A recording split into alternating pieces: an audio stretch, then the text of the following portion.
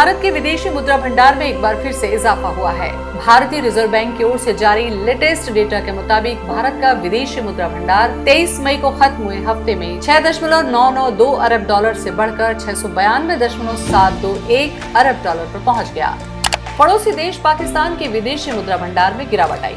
23 मई को पाकिस्तान के कुल विदेशी मुद्रा भंडार 16.6 अरब डॉलर थे, जिसमें से स्टेट बैंक ऑफ पाकिस्तान के पास 11.5 अरब डॉलर और कमर्शियल बैंकों के पास 5.1 अरब डॉलर था। तो आइए समझते हैं विदेशी मुद्रा भंडार क्या होता है और इसका अर्थव्यवस्था पर क्या असर होता है। विदेशी मुद्रा भंडार, जिसे फॉरेक्स रिजर्व भी कहा जाता है, किसी देश के केंद्रीय बैंक के द्वारा विदेशी मुद्राओं, सोने और अन्य अंतर्राष्ट्रीय वित्तीय साधनों में रखी गई संपत्तियां हैं। ये भंडार किसी भी देश को अपने बाहरी दायित्व को पूरा करने और अपने देश की अर्थव्यवस्था को स्थिर रखने में मदद करता है।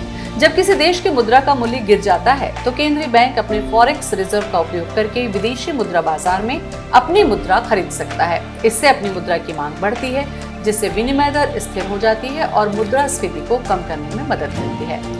जब कोई देश अपने विदेशी लेन देन को पूरा करने के लिए विदेशी मुद्रा का उपयोग करता है तो केंद्रीय बैंक अपने फॉरेक्स रिजर्व का उपयोग करके उसे विदेशी मुद्रा के साथ प्रदान कर सकता है। जब देश आर्थिक संकट से गुजरता है तो फॉरेक्स रिजर्व उसे अपने अंतर्राष्ट्रीय ऋण को चुकाने और आयात की लागत का भुगतान करने में मदद करता है। फॉरेक्स रिजर्व का उपयोग मुद्रास्फीति को नियंत्रित करने के लिए भी किया जाता है। जब कोई देश IMF से वित्तीय सहायता प्राप्त करता है तो फॉरेक्स रिजर्व उसे IMF की शर्तों को पूरा करने में मदद करता है। यह अंतर्राष्ट्रीय मुद्रा कोष के द्वारा सदस्य देशों को जारी किया गया एक अंतर्राष्ट्रीय रिजर्व साधन है। भारत के पास मजबूत फॉरेक्स रिजर्व है। अगर भारतीय रुपया गिर जाता है तो भारतीय रिजर्व बैंक अपने फॉरेक्स रिजर्व का उपयोग करके विदेशी मुद्रा बाजार में रुपया खरीद सकता है, जिससे रुपया का मूल्य स्थिर हो जाता है। ऐसी ही रोचक जानकारियों के लिए देखते सुनते रहें laluram.com।